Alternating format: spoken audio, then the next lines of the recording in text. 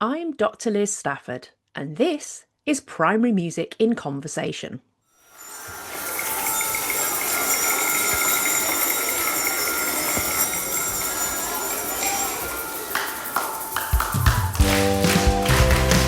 My guest for this episode of Primary Music in Conversation is Ben Griffiths.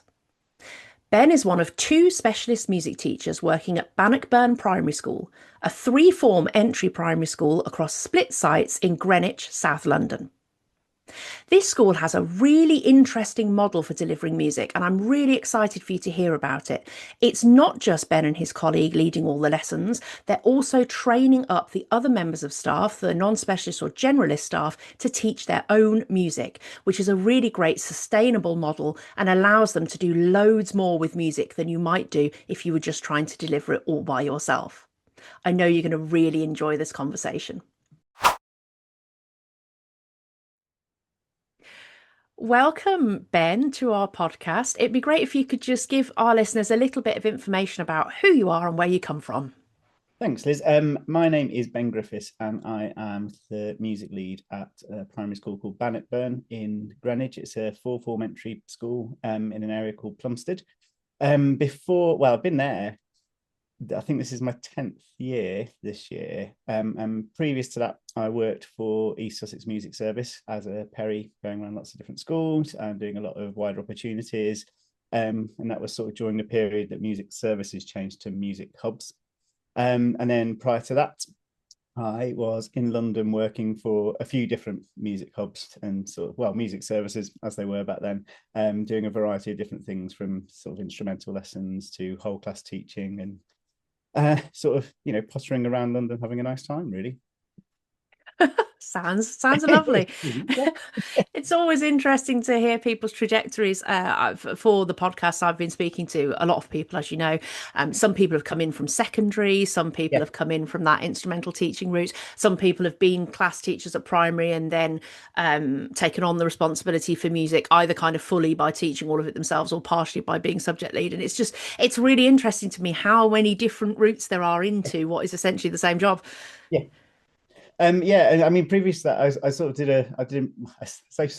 I did a music degree at King's in London, and then I did a postgrad at the backup pit, the Royal Northern. I'm originally from Manchester, it was sort of after the Royal Northern. I sort of was around in Manchester for a few years, doing bits of playing, bits of teaching, and then sort of made the move down to London, and then that's when I got into teaching properly, really, and found that I did actually really enjoy it. So carried on from there.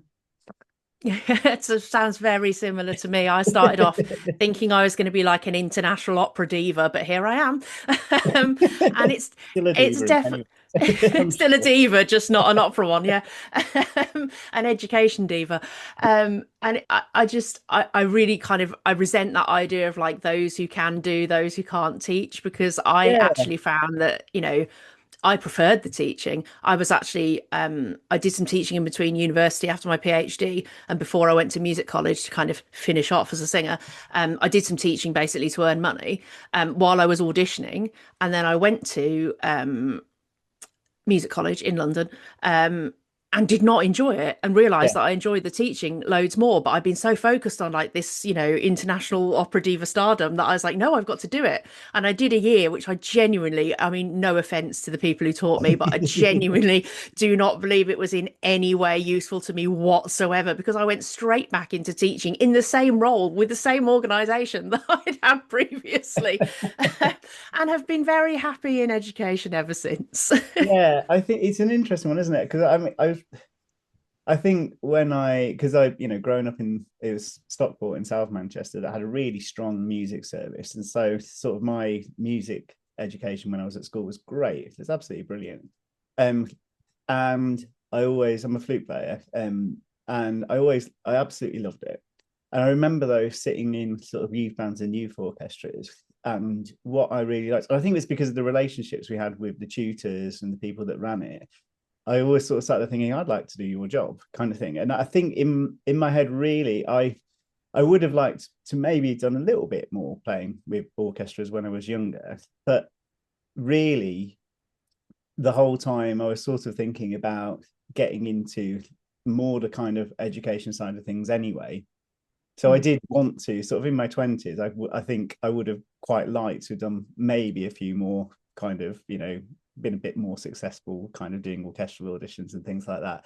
But I don't think I quite had the right sort of mental approach to it either. I think it was a little bit too laid back. And probably should have practiced a bit more of a metronome and stuff like that.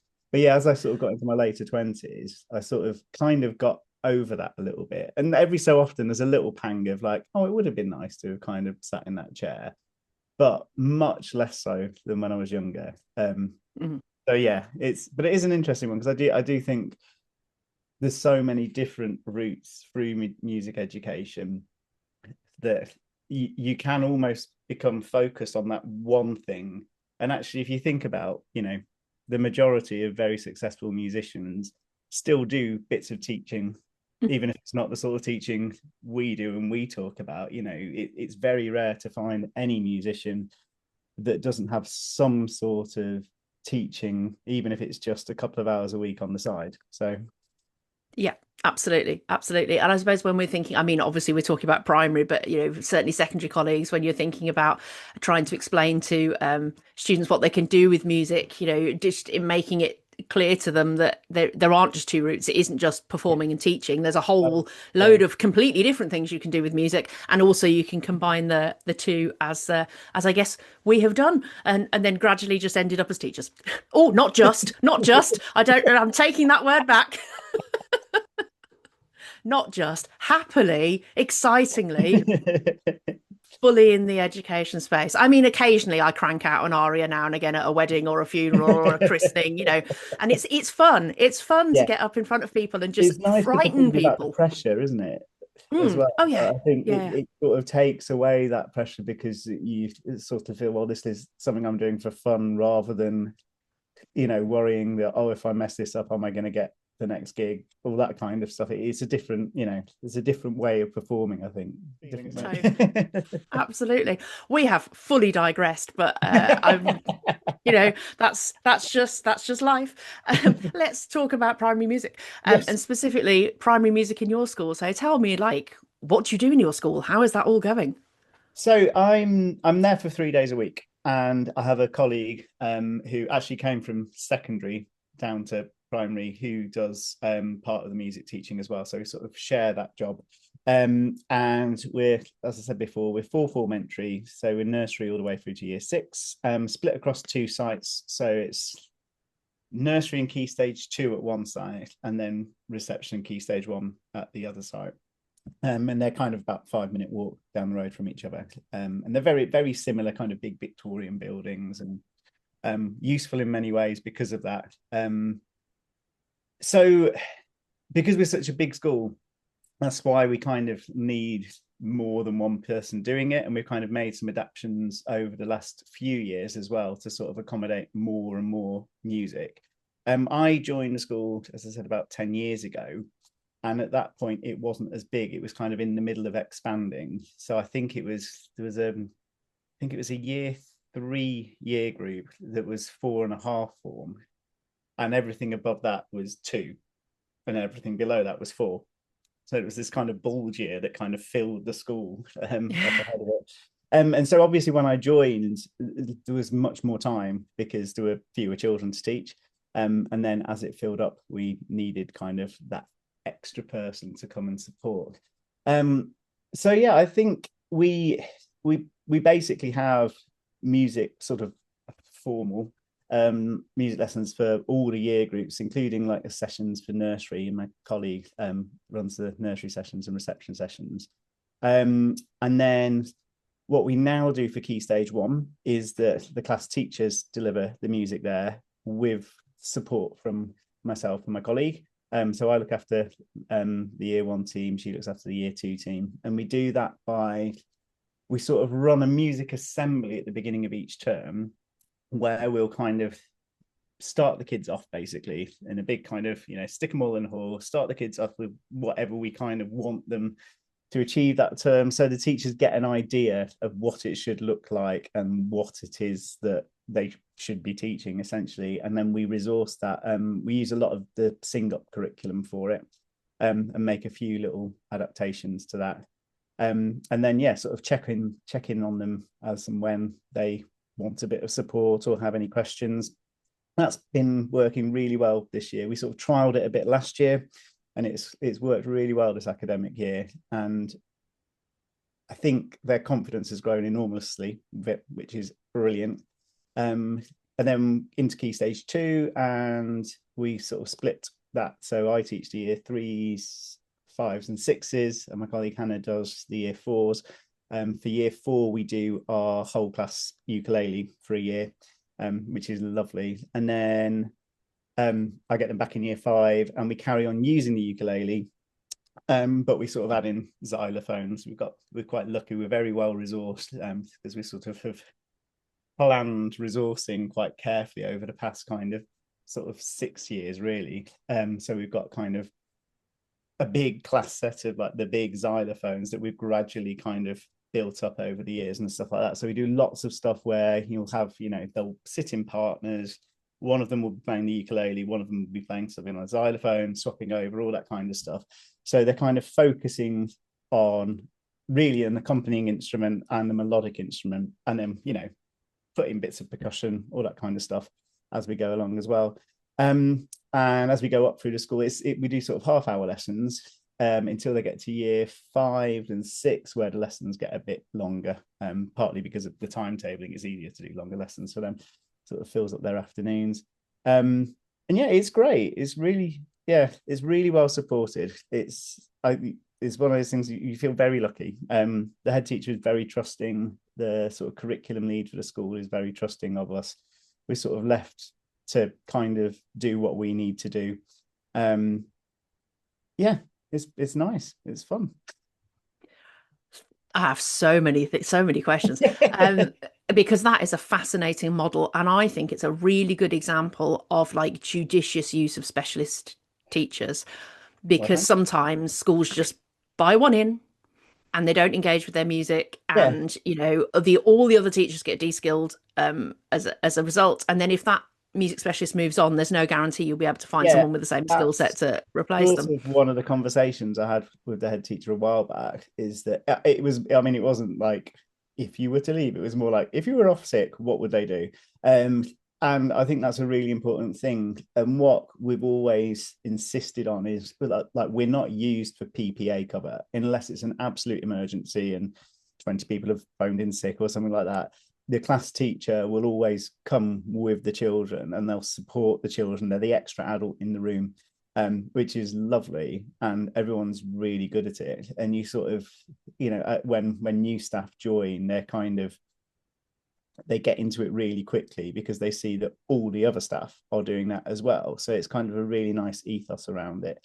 And, some of the teachers who have been there for sort of the longest are kind of, the most amazing sort of assistants, essentially, because they'll sort of, I'll like explain something and we're doing something and they're already working on it with a group of children over there. And obviously the class teachers do know the children better than me. I know them well, but obviously the class teacher who spends 4.5 days a week with them is going to know little things, little behavior quirks and things like that I might not have come across because I'm not with them all the time. So they're much better placed in a way to offer bits of support where they're needed.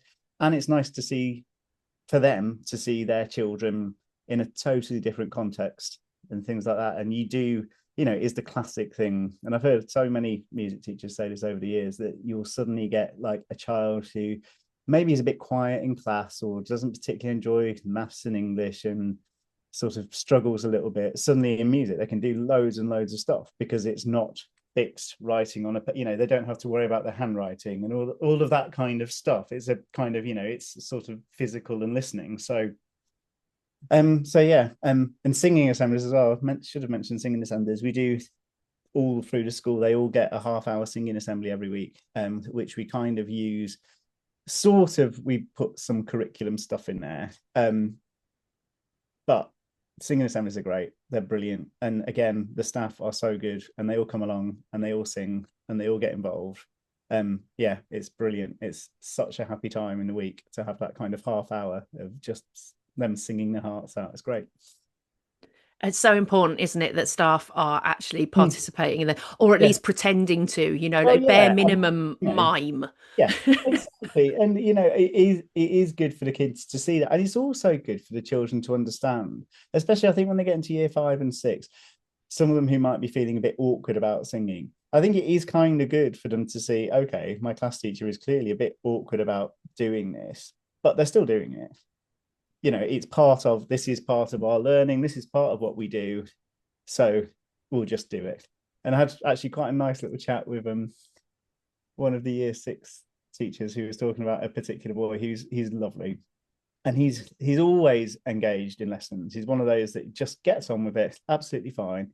And she happened to mention something after a singing assembly. She says, I could see you joining in, but you don't really look like you're enjoying it. And he just went, well, singing's not my thing, but it's what we do, isn't it? And I thought, well, that's actually quite nice in a way. Because he's not pretending to sing. He is singing. He's just like, it's fine. But, it's just not what he would choose to do. But he just gets on with it and joins in because that's what we do and that's what the staff do and is part of it. So, yeah. Oh, that's fantastic. And hopefully that bodes well for when they transfer over into secondary Yeah. school and don't immediately kind of go, oh, that's not for me. Yeah, exactly. It's like about making sure that when they go on and sort of transition to secondary schools, because of course, like being a London school, they go to such a vast range of secondaries. Like that was something I couldn't quite get my head around when I started there. It's like because obviously I grew up when you either went to the local school or you might have gone to the one a few miles away. And obviously in London, it's like this kind of, which school are you? Well, and like they'll come up with school names you've never heard of that are sort of 20 miles away. You're like, okay, fine. So yeah, and I think it is good for them to know that, oh well, if there is singing at the school, I know I can join in with that straight away. So yeah, it's nice. You mentioned as well about your whole class, and I'm really interested in the fact that you're then kind of carrying on that instrument into the following year group, because I think that's something that schools sometimes don't do, and they perhaps miss a trick with that. So can you explain why you've kind of made that decision and how it's helpful? It's well, it was partly because, especially so pre-COVID, we didn't really do that. And then after COVID, it was more when we were in the sort of bubble time after COVID and the extended bubble time. It was more about we because of although it's a big school and we've got some lovely rooms, we don't have a lot of rooms. And so actually we struggled a bit after COVID getting our peripatetic stuff going again because there wasn't a room to put someone in because everything was being used and because it was the time when we were still kind of trying to keep year groups separate and things like that. So we just couldn't really facilitate it. And so it came from there really that it was like, well, these children, we haven't got a sort of guitar or a violin teacher for them to kind of carry on if they chose to. So let's just keep it going anyway. So it wasn't necessarily like one of those things where we sat down and thought, well, educationally, this will be a great thing to do. It was more like, well, we may as well give it a go and see what happens. And it has worked really successfully because we don't necessarily teach them a lot more in terms of, they'll stick to kind of sort of knowing 5 or 6 chords. It's more so that if they are working in pairs, they've both got something to do all the time. And if one of them's like, playing like an accompanying chord on a ukulele, they're helping keep the beat, they're helping their partner stay in time, all of that kind of stuff. And that's where it's been really useful is sort of stopped me using as many backing tracks as I used to and things like that, because you don't need to, because the children can be the accompanying part and things like that. And yeah, and so it's also meant that they then keep developing a particular instrumental skill as well, rather than kind of going, right, you're going to do this for a year and then we're going to put it away. Because I sort of feel a bit like, well, you don't really do that in other subjects, do you? It's not like you learn your times tables for a year and then stick them in a box never to be seen again.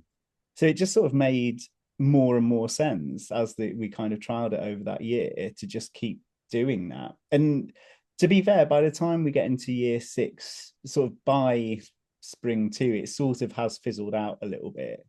But they can still, when we do get them out in lessons, they'll still remember everything that they've learned before because they've been doing it for so long. And hopefully then when, they move on to secondary schools, I know that a lot of secondary schools in the year 7 do a ukulele unit. And I just feel like, well, we know that our children will go into, secondary school music lessons with a really secure knowledge of how to engage with that. And hopefully, sort of enjoy that even more because they're not suddenly struggling with something new when they're in year 7, when they're surrounded by new people in a new building with a new teacher, with new routines and all that kind of stuff, because they've got so many other things to deal with. So if someone does put a ukulele in their hands, they go, aha, right, this is something I can do. I can focus, it's sort of helping with that as well, hopefully. Yeah, I get to take everything that you're saying there, and I think sometimes those things do just happen, don't they? Like organically, that you Yeah. do something and then you find, oh, actually, it's got all these other benefits that perhaps we hadn't really been thinking about, but it's worked really well for you. Yeah, and it really has worked well. And yeah, it was sort of like we just sort of the initial trial of it was essentially we were kind of sort of doing the classic primary school thing of we're going to kind of look at dancey music from across the decades and starting off with like in the olden days when you had your wandering minstrels and all that kind of stuff, they might have had a lute or something like this, which is a bit like and it was that kind of thing really. Is kind of that's how we kind of got into the idea of it. And then it was like, oh well, if they're playing a couple of chords, then we could also put in some stuff on a xylophone to kind of show, oh, you got like a melody instrument, like anyway, so that's kind of how that started, and yeah, it stayed, which has been very useful. That's fantastic. So you touched a little bit on like things like instrumental lessons and stuff. Talk me through what's going on with your extracurricular. So we have just now started using a new setup for our Perry lessons, which is really exciting for us. It's a kind of a bit of a new partnership with a charity who are now coming in and doing guitar and violin lessons. And that's quite a recent thing. We sort of tried a couple of things since sort of COVID to get it going again, and it just a few things just didn't work for various different reasons. And so I spoke to this charity. It's called Greenwich Music School, and they were just really helpful. They have a really good system, great setup. Took a lot of the admin away from us, which is brilliant. So all I have to do is draw up a timetable and they do everything else. They interact with the parents. They do loads of communication with the parents. So it's all the kind of stuff that in a primary school, it adds quite a lot of extra admin to the office staff, to the music lead, and just having that taken away was like, oh, well, this is great. This just works brilliantly for us. So we have guitar and violin, which is offered to all of Key Stage 2. And we're thinking about taking it down to the year 2s next year. But that's kind of only a penciled idea at the moment. And gradually the idea is that we'll start to introduce the opportunity for children to learn other instruments as well. But we wanted to kind of get the groundwork in first, make sure the space worked, make sure a timetable worked, all that kind of stuff. We also have a steel pan band, which I run on a Tuesday after school, which is loud but a lot of fun. And I'm not at all, I sort of always feel slightly like an amateur running it. But the children really enjoy it, and it is an after-school club, so it can change who you have each term. But we've got a kind of core of children who do it all year round. So if you do get any new ones kind of coming in, they've got like their friends to support them. And that's really nice. And we play at the school fair and things like that. And then we've got our choirs. So being a massive school, we've got a year 3-4 choir and a year 5-6 choir. And obviously they all singing assembly anyway. So singing is a very big thing, and we don't audition for them, and we have them during the school day. So the year 5-6 one is last thing on a Friday. So they come upstairs for 40 minutes. And it's great. And there's a lot in it. I think we've got just over 100 in year 5-6 one. The year 3, 4 one we limit slightly just because the logistics of them getting to the rehearsal space is a bit trickier.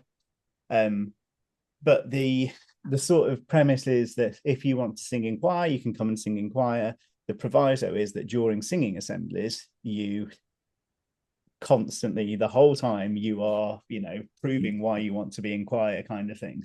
So it is kind of, it's not a privilege to be in choir, but it is that thing of like the expectation is that you are, you come on a Friday because you want to sing more and you want to get better at harmonies and you want to, improve your vocal technique, all of that kind of stuff. So therefore, in your singing assemblies and in any singing events around school, you should be the ones that are, really making an effort there. And yeah, so the children sign up themselves and it's great. Yeah, it's really well supported. The staff always let them come. There's never a kind of slightly awkward conversation in the staff room about saying, well, I happen to notice that your class didn't come today. Every so often someone will say, is there a chance that I can bring my whole class on a Friday? Which is fine, but it is really nice. And again, we sort of trialed just after COVID, sort of after the bubble year, because during the bubble year, we didn't have choir, which was a bit sad, and we had like individual year singing assemblies and things like that. Sort of after that year, we did try having it as an after school club, and it was fine, but it just didn't quite work because there were children who wanted to come but had other commitments and things like that, and it just wasn't the same. So we put it back into the end of the school day, and it thrived. It was great. That's really interesting. As some of the other people that I've spoken to for this podcast have done something similar, and they've all found it works so much better. Yeah, it's great, and it is nice. I mean, some of the teachers are finding that sort of over half their class is kind of going out on a Friday afternoon. Result. Exactly. Well, yeah. But it's quite nice as well because it means that they'll have a range of children left in the room, and actually it's quite a good opportunity for them sometimes to kind of work with certain children on different things. So yeah, it's worked really well. So yeah, we're really pleased with that. Really pleased with it. Do you ever, this has just come to me from like previous experience, do you ever have issues with like children not being able to come to things because they've got interventions for English or maths? Do you ever have that kind of them being taken in and out sort of scenario? No, not for, I think because of where it is in the week, because we have it last thing on a Friday, the only Friday where it doesn't really happen is the Friday before Sats. That's because we had them all in the hall for a big kind of singing assembly thing before they went home. So there was still a singing thing happening. No, we're quite lucky like that. Sometimes in an afternoon, because we have a lambda person come in on, I can't remember what day it is, but so sometimes children will go out to do lambda and things like that. But yeah, there's never really a time where sort of a class will come up and then suddenly sort of 7 or 8 children will be taken off somewhere else. They're good at sort of, I think they like to keep sort of big interventions in the morning, or they just timetable it really well. So I mean, to me, it's indicative of the fact that they're actually valuing the work that you do and the music that you do. I mean, my experience in a lot of schools as a visiting music teacher has been, it's a constant cycle of children going in and out and in and out of music lessons with seemingly no understanding of the fact that that's actually really disruptive for a practical subject, because you can't just slot back in. You can't go and sit at your desk and pick up where you left off because your entire group has moved on doing something else. Yeah, completely. Yeah. Yeah, I think it is really well valued, and it is sort of seen as a bit, I think, because the class teachers are, the expectation is they're coming with their class to sort of be that extra adult and to, hopefully keep some, a skill level up. It sort of doesn't give the opportunity for that to happen either. Whereas, I mean, I've again in the past have worked in schools where you'll sort of walk into a classroom and suddenly the teacher will disappear and reappear half an hour later, and you're like, "Oh, hi." It's like, you want to know what the children have done today? And I as I kind of went on through my career, that did get less and less. But yeah, there's never been a thing where I am now, which is great. Oh. That's fantastic. I guess just, schools are so busy, teachers are so busy, time is, just so such a kind of rich resource, I guess, that, the temptation of, oh, but somebody else is in charge, so I could go and do all that stuff that's been piling up must be really strong. And I think, the fact that you've got this model where the teachers and the SLT are valuing the idea of them being in the room and carrying on training, not just for the school's benefit, but also for those teachers, if they're going to eventually move to a different school, they might have to teach their own music. Yeah, and I think that was one of the things when we were thinking about doing what we do at Key Stage 1. It was sort of, I mean, I sort of, because my feeling is that really anyone teaching a year 1 and 2 class will have the skills to be able to deliver music to that year 1 and 2 class. But obviously being a specialist is great, but it can be done quite easily. And I think the issue really isn't necessarily people being scared of delivery. It's people being a little bit worried about the planning and the resourcing. I think that is a bigger thing, because I think if you've not really taught a subject before and you've got a national curriculum that's essentially 6 bullet points, like, well, where do you start? Like, and that is hard. And even for, I when I sort of took over, like for a good couple of years, I made loads of changes to the curriculum, some of which just didn't work and kind of flapped around for a little while. And especially as I kind of went, I was sort of reasonably happy with what was going on at the sort of upper year groups. But as I kind of went down the bottom of the school, I thought, oh, well, they could do this and they could do this. And sort of did spend a couple of years making loads of changes. I was like, no, no. Right, we're going to do this. Oh, no, this is working now. So I think if class teachers have really well-resourced lessons and the planning for those lessons is really like bullet point clear, like use simple language, just explain what's going to happen, they're fine because they can do it. And if it goes wrong, ultimately, it doesn't matter. Like, if you're kind of doing some clapping games with some children and, you're trying to get them to clap a rhythm and they're not, that's not the end of the world, because you can have a chat to somebody, you can, you can do something about it. And I think that's the issue. And also people getting used to the sound. I had a really nice chat with our year 1 team lead, and it was a unit on the Sing Up site. It's about the Sanson Aquarium. And it's basically, and I changed some of what was in the lesson, and they got the kind of the little glockenspiels in the little cases, and they were all down in their classroom. And I happened to just kind of be walking past, so popped in just for a couple of minutes, and the glockenspiels were out. She's like, right, and started to explain what they were going to do. And I just sort of whispered to her, I was like, it doesn't have to sound great. She was like, oh. I said, this is the first time they're having a go on these little glockenspiels.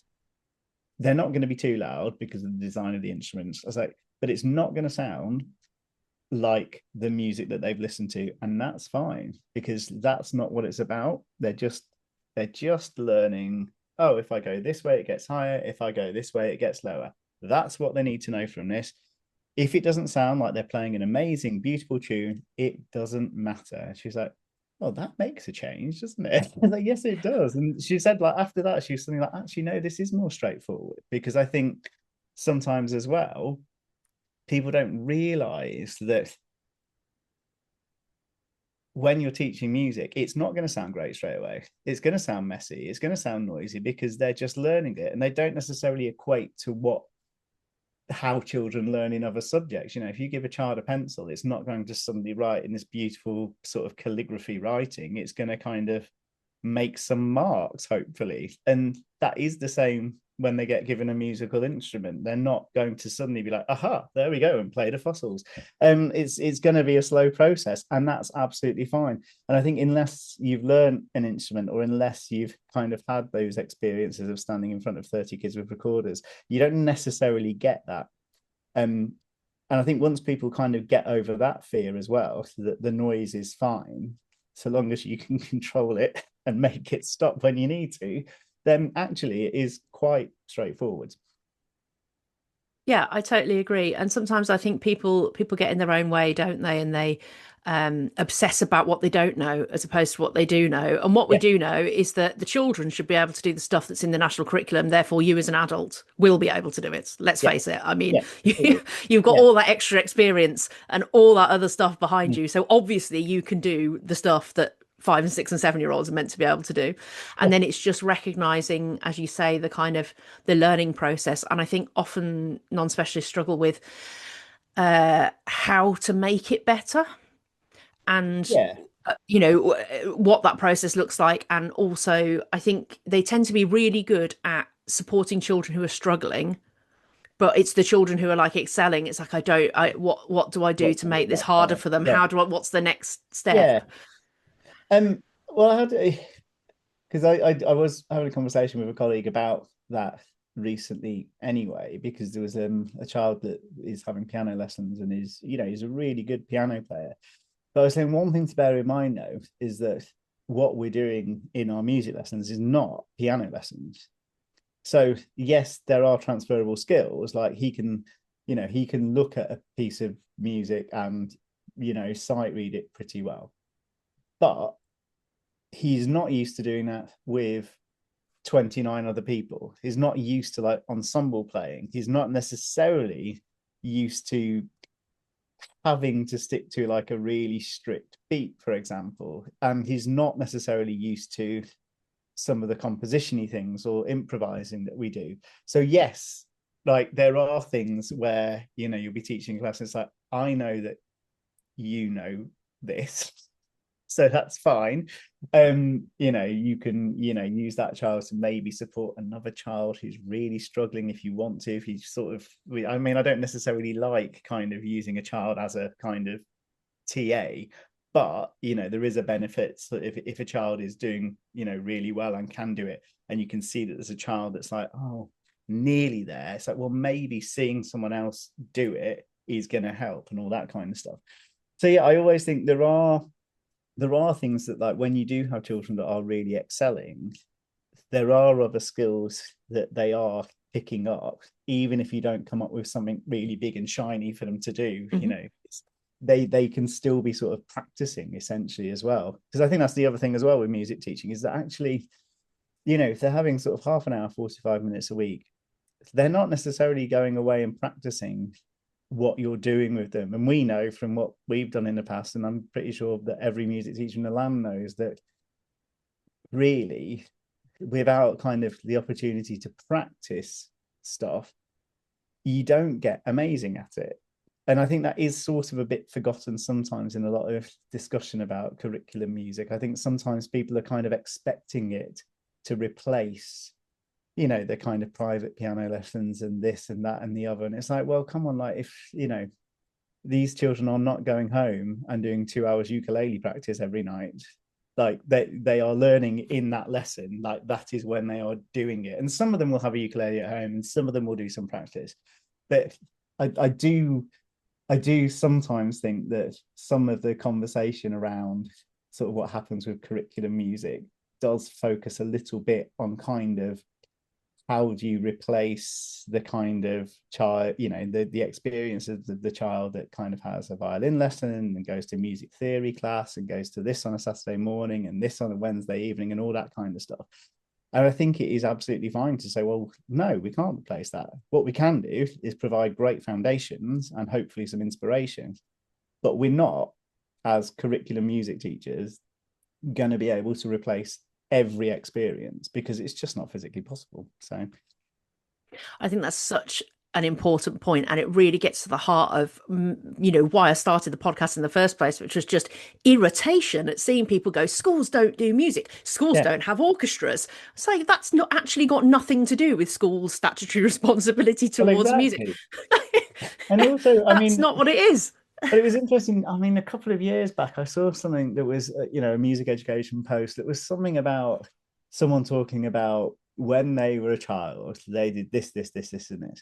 And the response to it was, well, that's lovely for you, but you're sort of implying that there was somehow this golden age of music education that wasn't necessarily true. They're like that. You're saying that you had a great musical experience, that doesn't mean that when you were having that great experience, every child in the country was having that great experience. What that means is that your school did things well and you had a school orchestra. But we shouldn't pretend that there was ever a time where every single school had a school orchestra, or that every single child in the 1980s was being taught to play, a Brandenburg concerto on a recorder. That's not what happened. So I do think as well, and we're all guilty of it, aren't we? That our own experience will always Mm. influence kind of what we think happened when we were kids. And we just forget that, we're in a country of millions of people and all of their experiences are going to be totally different. And some will have had even better musical educations than us, and some will have had none. So, let's kind of be a bit more realistic about what can actually happen and why it should happen and how it can happen. Yeah, I think just because everybody's been to school, Yeah, everybody thinks they know about school, and then yeah, they have a child who goes to school, so now they're like an expert. yeah, And you're like, but that's two schools. It's the school you went to, and it's the school your child is at yeah, now. And there are tens of thousands of schools in the yeah, UK all exactly. doing things Exactly. completely differently. And It, there's also the it's thing of mad. like, yeah, and there's also, just because you had that education, it doesn't mean that somebody else's was worse. It's that Yeah. kind of as well, isn't it? You kind of go, oh, I was really lucky and I had like this amazing time. So, well, somebody else who like, like it doesn't mean that yours was the best. Like, it means yours was good, and someone else's could also have been good. So, I don't know. It's Yeah, yeah, and good for you. I mean, yes, you yeah, could have been it's at a good for school you. where they had an orchestra and you learnt an orchestral instrument. That was great. But there might have been Yeah, other kids in that school yeah, who wanted to do yeah, gospel or jazz yeah. or pop And that and wouldn't weren't happen. getting those Yeah, things and would come out saying the music I got at school was terrible. yeah. Or that I was ignored because I was, a drummer, and there was only one drum kit, and therefore, all of the drummers had to. But yeah, and I mean, and the converse of that is true. I've heard I heard someone at a conference talking about um being quite derogatory about their music teachers at school because they didn't want to do GCSE and A-level music, and therefore they weren't allowed to use the practice rooms during lunchtime because it was prioritized for GCSE and A-level music. I just thought, well, I understand why that would have annoyed you, but from the teacher's perspective, they are going to prioritize the GCSE and A-level students who have recitals to do as part of their exam. So they weren't necessarily turning around to you and saying, you're musically worthless because you're not doing GCSE and A level. What they were doing was saying we have to prioritize these students because they are they are educationally for us the priority. So yeah, I think people's perspectives do get. It's very difficult to kind of look back on experiences like that and actually see it with perspective. Is what I'm trying to say. Is that you sort of sometimes have to think back with a bit of hindsight. Yes, things might not have been ideal for you, but that wasn't necessarily because someone was trying to prevent you. There's so many different circumstances. And again, maybe that's also a perspective I've come to because of working in schools. You kind of, you can't do everything for everybody all of the time. And a lot of people sort of assume that you should. Absolutely, absolutely. And I think it's important to be realistic and go, that's what we're striving for. We're obviously trying to be as inclusive as possible. We're trying to give, but there's only one of us and there's minimum 30 of them. Like, it's a really hard job. And I think people don't understand it until they've done it. I think perhaps if you are married to a teacher or you live with a teacher, you might have a bit more of an understanding, possibly. Yeah, hopefully. But yeah, it's a sort of job that everybody thinks they could do, and then if they tried it, they would cry. Like the Hunger Games or something. Uh, Well, I feel like we shouldn't finish on the note of saying the Hunger Games. So quick, let's. No, what I did want to ask you was, what are your plans for like development? So what's on your wish list for what's happening with music in your school next? So the wish list really is to keep doing what we're doing at Key Stage 1 and hopefully get to a point where we've got teachers who are more willing to kind of take on the sort of planning and resourcing of it themselves and still have that support from the music specialists, but kind of start to develop it more themselves. We want more instruments being taught peripatetically. So that's penciled in. Hopefully, from sometime next year, we'll get a bit of wind and brass going, which would be nice. We're going to start. This is my job for this summer term is to plan for September how to start a sort of beginnery violin and guitar ensemble. And when to put that, whether to do it as an after school thing or try and put it at the end of one of the days, that kind of thing. Develop more cross-site sort of singing. It's something we sort of tried it in the past, but never kind of got it embedded. And I think especially for the year twos who are coming over to be in year three, it would be nice for a little bit of back and forth, that kind of thing.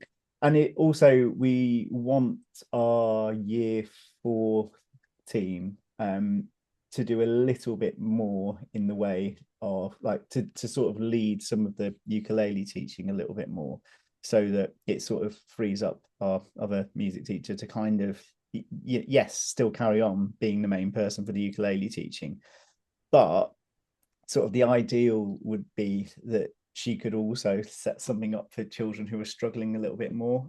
We've started doing a bit of sort of more SEND support with the Key Stage 1 children. We've not quite got that fully established at Key Stage 2.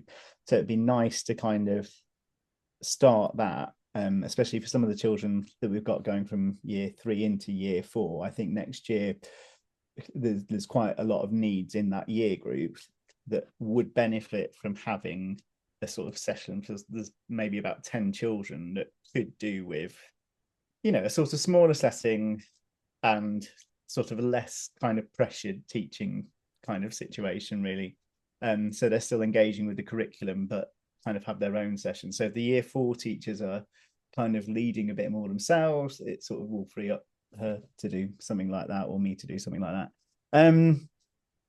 Yeah, and we sort of when was it? It was about 18 months ago. We joined a very small academy trust. So we moved from being part of Greenwich Council into Polymat, which is Woolwich Poly Boys, Woolwich Poly Girls, which are secondary schools. And we've had a bit of kind of interaction sort of musically with them. So to develop that more as well. We had their from the girls' school, their brilliant head of music, Jo. She came and did some stuff with our year 5s last year, which they absolutely loved, sort of some samba stuff, and they were able to go and perform in one of their concerts. So a bit more kind of us going and being part of their concerts, because obviously they've got a much bigger hall and things like that. So it's, and it's just nice for the children to perform somewhere outside of school, really. So yeah, quite a lot of fun stuff ahead, I think. I think that's a really good example of how the job of a music subject leader is never done. It's always, there's always something that you think, oh, maybe we should have a go. You can change that. And it's nice to be able to have that freedom with a subject, I think, to be able to kind of think, well, this is works. I mean, we had a staff meeting last night where we were talking about across the whole curriculum, what's worked really well this year, what should we think about changing next year, and especially with the cohorts moving up, like, will what you did in year 5 work with the coming course into year 5? So there's always the opportunity to just alter something or try something a little bit different. So yeah, it's fun. Which is what makes it an exciting role, I guess. Well, I really enjoyed that conversation with you, Ben. Thank you so much for your time. I know our listeners will get loads out of it, especially the interesting model that you've got and all the different plans you've got for extracurricular and curricular in the future. So thank you very much for your time, Ben Griffiths. Thank you very much. Primary Music in Conversation is brought to you by Music Education Solutions, presented by Dr. Liz Stafford, edited by Kay Charlton.